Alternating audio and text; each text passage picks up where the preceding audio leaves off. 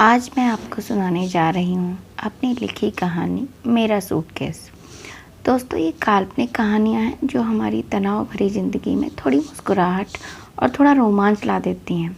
तो सुनिए कहानी। मैंने पारुल और बच्चों के साथ सारा सामान स्टेशन की खाली पड़ी बेंच के पास रख दिया।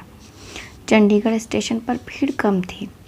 बरेली वाली ट्रेन आने में अभी पूरे 2 घंटे बाकी थे। ज़्यादा सामान होने की वजह से मैंने कुराली से चंडीगढ़ तक एक लोकल ट्रेन से आने का फ़ैसला किया। वो ट्रेन ज़्यादा भरी नहीं होती है, तो सोचा बच्चे भी आराम से बैठकर आ जाएंगे और मेरा बार बार सामान उठाने का और बस बदलने का झंझट भी बच जाएगा। पारुल, मेरी पत्नी, अपने भाई की शादी में बरेली जा रही थी। कितने दिन पहले से ही बाज़ार से शॉपिंग शुरू हो गई थी।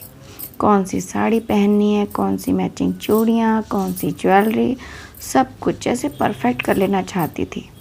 और मेरी जेब इनपरफेक्ट। औरतें असल में होती ऐसी हैं, पहनना सब कुछ मैचिंग का है, लेकिन ऐसा जो किसी दूसरे से बिल्कुल भी मैच ना करे। मेरी बीवी ने अपने भाई की शादी के लिए एक सूट सिलवाया था जो मुझे कुछ पसंद नहीं था, लेकिन मेरी मजाल थी जो मैं कुछ कह पाता। एक दिन मैंने ऐसे ही मजाक में कह दिया, यार ये तुम्हारा सूट मैं छुपा कर रख दूँगा जब तुम जाओगी। मजाक की बात थी, आई गई हो गई। बच्चे स्टेशन की दुकानों से चिप्स बिस्किट लेने की फरमाइश करने लगे। मैंने बच्चों को उनकी पसंद की चीज़ें दिलाईं और आकर पारुल के साथ बैठ गया। वह घर जाने के लिए बहुत एक्साइटेड थी, हो भी क्यों ना, भाई की शादी थी। भाई बहन का रिश्ता ही कुछ ऐसा होता है। मैं मन में सोच रहा था, चलो कुछ दिन का ब्रेक मिलेगा मुझे भी और इन लोगों को भी। तभी पारुल बोली, दूध वाले को बोल दिया है मैंने, वो शाम को आ जाया करेगा दूध देने। मैंने कहा, क्यों बोल दिया उसको, अब ये दूध का एक और झंझट। पारुल बोली, मुझे पता है, रात को दूध पिए बिना तुम्हें नींद नहीं आती है, चुपचाप उबाल कर पी लेना। अब इतना तो कर ही सकते हो या नहीं। उसने शिकायती निगाहों से मुझे देखा। मैंने चुपचाप हाँ में सिर हिला दिया। वो बोली, तुम भी चलते कितना अच्छा लगता। मैंने कहा, यार ऑफिस में काम ज़्यादा है और कोई बात नहीं है, चलो तुम घूमाओ। तब तक ट्रेन स्टेशन पर लग चुकी थी। ये ट्रेन चंडीगढ़ से बनकर ही चलती है, इसलिए काफ़ी पहले ही स्टेशन पर लग जाती है। मैंने टिकट लिया और पारुल और बच्चों को वहीं छोड़कर कोच देखने चला गया। A1 coach, seat number 21-22। Okay. डिब्बा तो खोल दिया था, लेकिन एसी अभी चालू नहीं किया था। मैंने पारुल से कहा, चलो सामान रख देते हैं, जब चलेगी तब तुम बैठ जाना। ये कहकर मैंने सारा सामान डिब्बे में जमा दिया और स्टेशन की बेंच पर आकर बैठ गए। पारुल का हिदायतों का सिलसिला जारी था। खाना टाइम से खा लेना, लॉक ठीक से लगा कर जाना, पौधों को पानी दे देना और न जाने क्या क्या। मैं चुपचाप उसकी हाँ में हाँ मिलाता रहा। बच्चों और पारुल के जाने से घर तो सूना हो जाएगा, लेकिन कहीं ना कहीं खुद को थोड़ा रिलैक्स फील भी कर रहा था। ट्रेन चलने का टाइम हो गया था।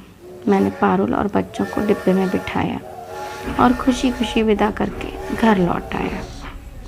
अगले दिन ऑफिस से आकर ड्राइंग रूम में बैठा, जूतों को बेतरतीब से उतारा, मोजों को अलग फेंक दिया और निढाल होकर सोफे पर बैठ गया, या यूँ कह लीजिए कि गिर गया।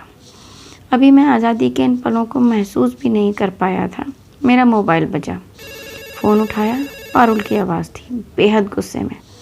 तुम्हें पसंद नहीं थे ना वो सूट, इसीलिए तुमने चुपचाप मेरे सूटकेस में से निकाल दिए। तुम समझते क्या हो अपने आप को। मेरा माथा ठनका। कुछ देर तक तो मुझे समझ ही नहीं आया कि आखिर हुआ क्या है। मैंने शांत होकर पूछा, पारुल आखिर क्या हुआ। वो गुस्से में बोली, मेरा फेवरेट सूट निकाल लिया ना तुमने, जो मुझे शादी में पहनना था, और मुझसे पूछ रहे हो हुआ क्या है।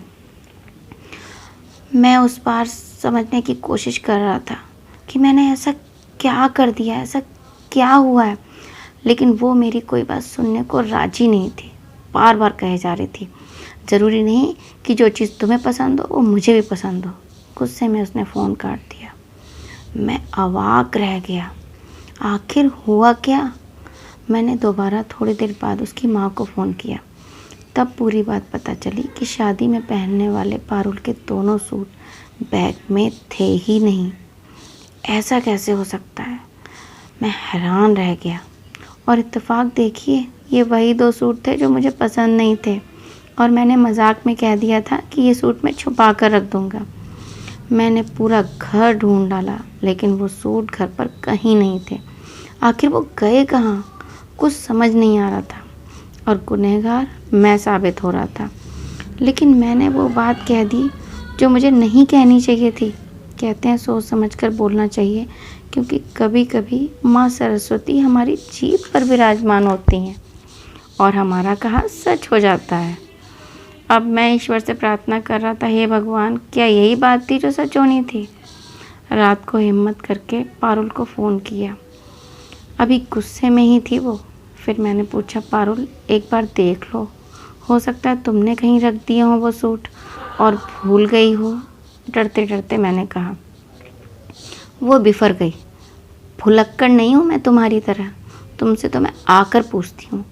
मैंने उसे बहुत समझाने की कोशिश की, लेकिन वो तो जैसे शांत होने का नाम ही नहीं ले रही थी। अगले दिन मैं चंडीगढ़ रेलवे स्टेशन पर गया और मैंने वहाँ पूछताछ की। ज़्यादा कुछ पता तो नहीं चला, लेकिन ट्रेन के अटेंडेंट वगैरह से पता चला कि कुछ चोर उचक्कों का आतंक आजकल छाया हुआ है। बिना लॉक खोले वो लोगों का सामान गायब कर देते हैं। लेकिन ये बात मैं पारुल को कैसे समझाऊं? उसे तो यही लग रहा होगा कि ये काम मैंने किया है।